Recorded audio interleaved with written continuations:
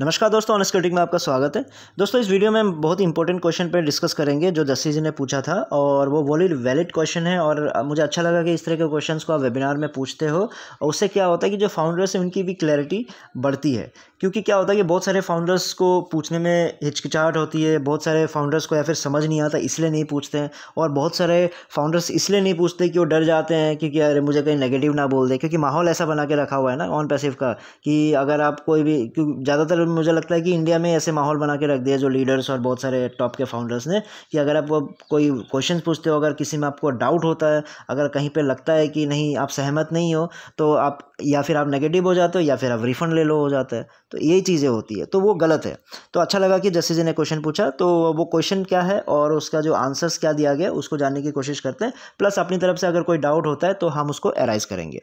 तो चलिए वीडियो शुरू करते हैं। तो जस्सी जी ने जो क्वेश्चन पूछा था वो रिगार्डिंग द स्ट्रक्चर और ओवरफ्लो को लेके, यानी आपको अपडेट याद होगा कि उसमें यह बोला गया था कि आपको सिर्फ डायरेक्ट नज़र आएंगे, उसके नीचे की जो टीम है और जो लेवल्स है वो आपको नज़र नहीं आएंगे। तो जस्सी जी ने ये डाउट पूछा कि जो मेरे साथ जुड़े थे 2018 या 19 को जो जुड़े थे वो मेरे डायरेक्ट ही हैं मान लो, और जो डायरेक्ट है लेकिन उनकी टीम नहीं बनी है।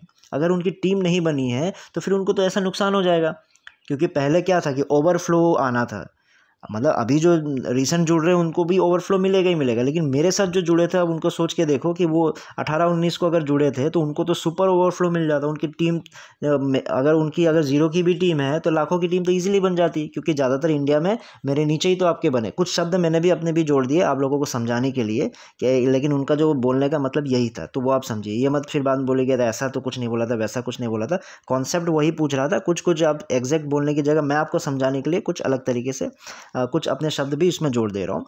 तो वो यही कहना चाह रहे थे कि मेरे के जो स्टार्टिंग में मेरे साथ जो जुड़े थे उनका फ़ायदा कम हो जाएगा, क्योंकि आप सिर्फ डायरेक्ट से अगर आपको नज़र आएंगे तो मेरे अगर 1000 का डायरेक्ट है तो अब वो 1000 तो मेरे नीचे 1000 हो गए, लेकिन अब जो जीरो टीम वाले हैं लेकिन वो मेरे साथ 18-19 को जुड़े थे, तो या फिर जीरो टीम ना भी हो तो मान लो उसकी सिर्फ छोटी सी टीम है, क्योंकि 3-4 फ्री था तो किसी ने सिर्फ 3 करके बैठ गए, क्योंकि ओवरफ्लो तो मिल ही जाएगा।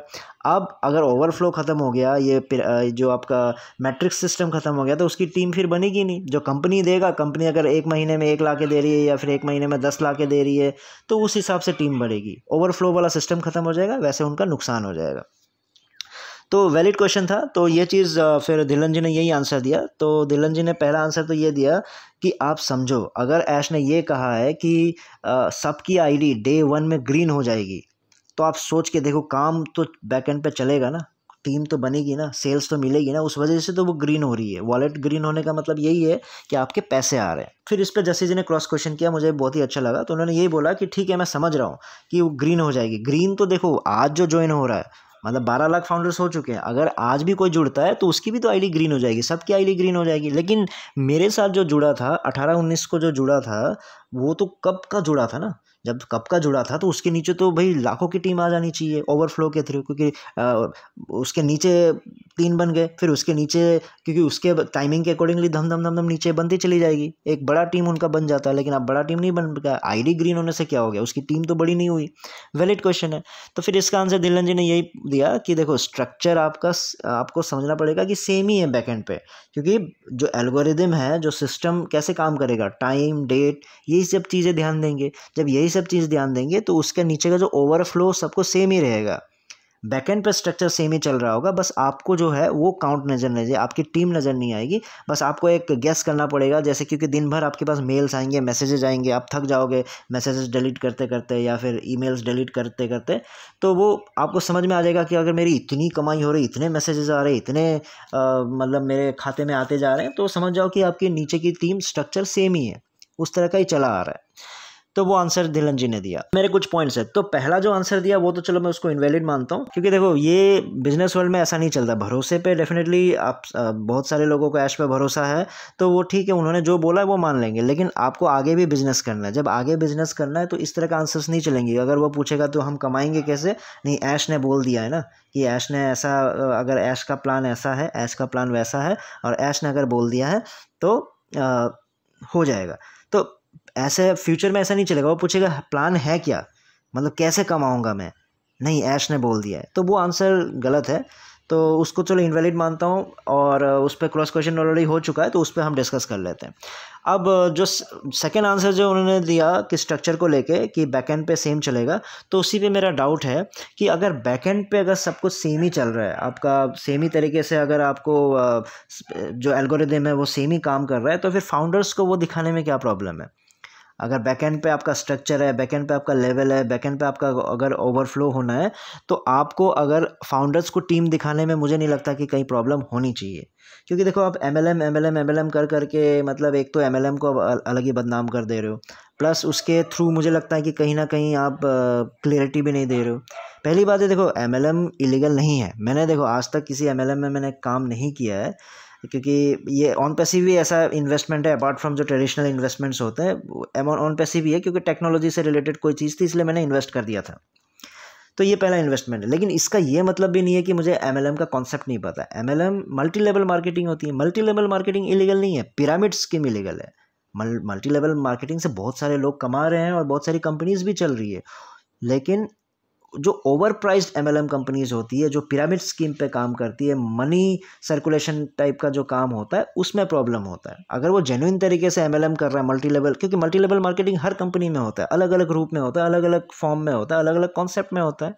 मल्टी लेवल मार्केटिंग इलीगल नहीं है धीरेन्द्र जी। आप एमएलएम करके पता नहीं बहुत सारी चीज़ों को छिपा देते हो, तो वो गलत है। चलिए मान के मैं चलता हूँ कि एमएलएम आपके अकॉर्डिंगली गलत है।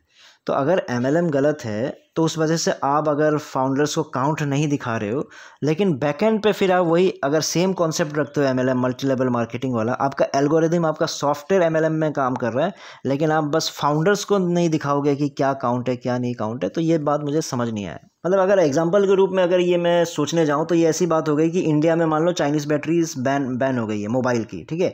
तो अगर अब तो आपने क्या किया कि मोबाइल को पैक करके रख दिया, जो बैटरी वाला पोर्शन है आपको नज़र नहीं आएगा। अगर वो कोई ग्राहक पूछता है कि इसके अंदर की बैटरी कौन सी है, तो आप बोलोगे कि नहीं इसमें बैन है इसलिए आपको नज़र नहीं आएगा उसके अंदर की बैटरी। तो फिर बोलते है बैटरी कौन सी, तो आप ये बोल रहे हो कि नहीं बैटरी तो चाइनीज़ ही है, लेकिन आपको वो नज़र नहीं आएगा क्योंकि चाइनीज़ बैटरीज बैन है। तो ये कौन सा लॉजिक हो गया? तो अगर वो चाइनीज़ बैटरी बैन है तो आप उसको दिखा के यूज़ करो या फिर बिना दिखाए यूज़ करो, दोनों ही केसेस में इलीगल है। अगर बिना दिखाए अगर उसको अंदर अगर आप लीगल मान के चलते हो तो बाहर भी वो लीगल ही होगा। तो वही मेरा क्वेश्चन है जानने का एक्चुअली कि क्यों है, मतलब काउंट दिखाने में क्या प्रॉब्लम है? अगर बैकएंड पे सब कुछ वैसे ही एल्गोरिदम चला सकता है तो आपको मुझे नहीं लगता कि फाउंडर्स को फिर काउंट या टीम दिखाने में प्रॉब्लम होनी चाहिए। क्योंकि अगर फाउंडर्स को काउंट दिखाने में और अगर आपको टीम दिखाने में प्रॉब्लम इसलिए है क्योंकि वो एमएलएम कॉन्सेप्ट माना जाएगा, तो फिर बैकएंड पे तो काम वैसे ही चल रहा है, तो वो भी इलीगल होगा। तो वो तो ज़्यादा इलीगल हो जाएगा कि आप छिपा के चीज़ें कर रहे हो। तो मुझे नहीं लगता कि उसके पीछे का असली रीज़न ये हो सकता है। तो फिर भी अगर आप इस चीज़ का आंसर दे सको, अगर मेरा क्वेश्चन समझ में आया हो तो बहुत ही बढ़िया रहेगा। तो इसको नेगेटिव वे में मत लीजिए, क्योंकि हर चीज़ को नेगेटिविटी पे मत तोलिए। दोस्तों फिर इस वीडियो में इतना ही था, फिर नए वीडियो में नए टॉपिक के साथ आऊँगा। तब तक के लिए टेक केयर, बाय बाय।